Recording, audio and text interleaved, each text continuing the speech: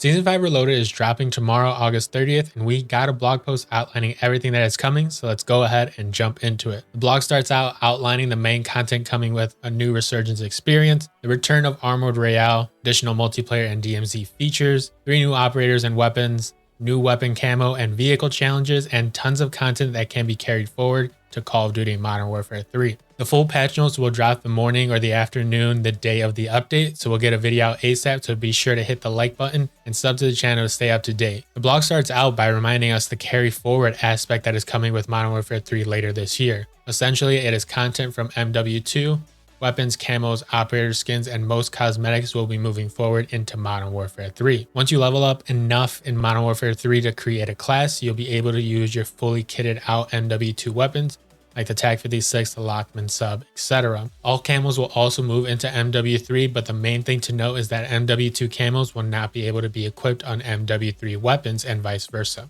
So you won't be able to rock Polyatomic or Orion or that solid green camo on MW3 weapons, as they will have their own camo challenges and mastery camos to unlock. But now shifting over to the Warzone updates, we will be having a new Resurgence map coming, Armor Royale returns, and DMZ will see some updates in terms of more missions and challenges in game. For Resurgence modes, all Bagra Fortress will be entering the rotation of Resurgence map. Yes, this is Al Bagra Fortress and its surrounding areas cut straight out of Al Mazrah and named for Resurgence. It'll also have its own playlist at launch, separate from the Resurgence rotation one that has Ashika Island and Vondel changing every 15 minutes. Future updates may have all 3 in the rotation, but we'll have to see. Armor Royale sees its return from OG Warzone, and it will debut in Season 5 Reloaded and utilize the new MRAP vehicles. This mode has every squad assigned to a powerful MRAP vehicle, so as long as the squad has their MRAP, they can redeploy. You'll be able to upgrade for better offenses to deal more damage and defenses to fortify your vehicle to survive and eliminate enemies as best as possible. You will need to roll into gas stations to refuel and repair,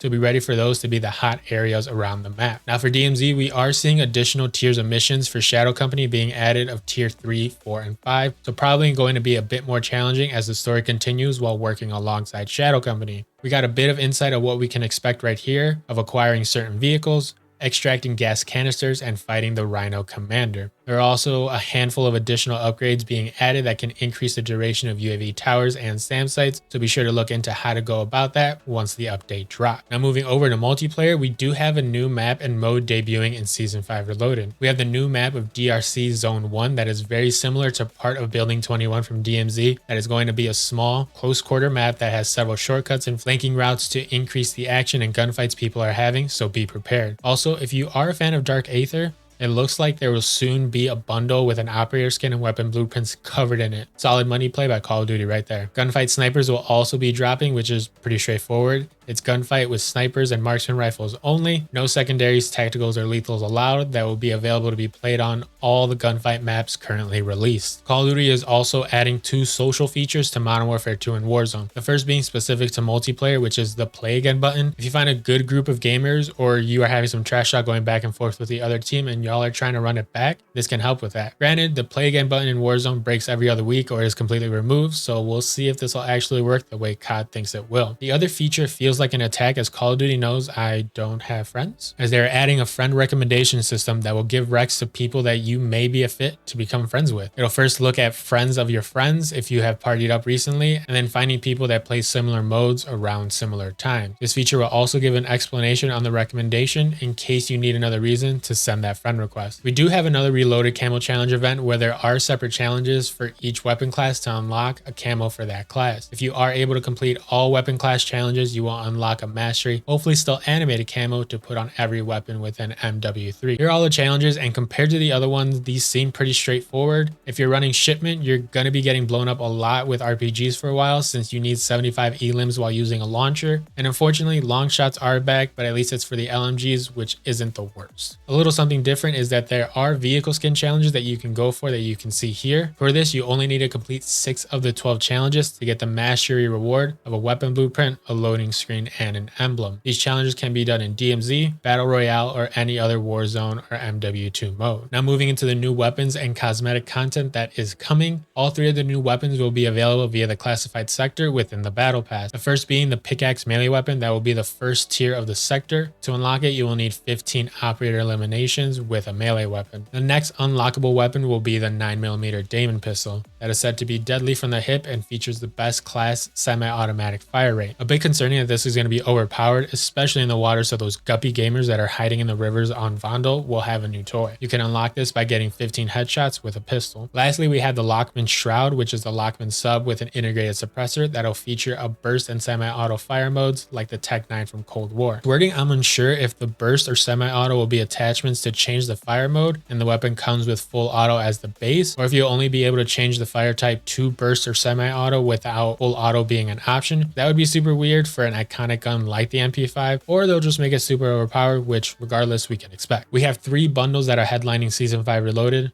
Starting with August 30th, the final 50 Years of Hip Hop bundle drops of 21 Savage. On September 9th, the Tomb Raider bundle will drop, so you can sweat it out as Lara Croft and Call of Duty then. Lastly, Mace from the Call of Duty universe will be coming in season with no confirmed date as of yet. There are still a couple other bundles mentioned, like the Hip and Hoppin' if you didn't get the last Rabbit skin or just want a rap version of them, as well as this one that is Beast Boy from Teen Titans meets Weed basically, or this orangutan one to keep it going with those animal skins. But that's going to wrap things up for the blog covering Season 5 Reloaded. Patch notes will drop on update day and I got you, so be sure to drop a like and sub to stay in the know of what's going on with Warzone, MW2, MW3, X Defiant, and maybe even Warzone Mobile as we get closer to launch. Appreciate y'all hanging with me, but above all, stay safe out there, trust your instincts, and I'll catch y'all later.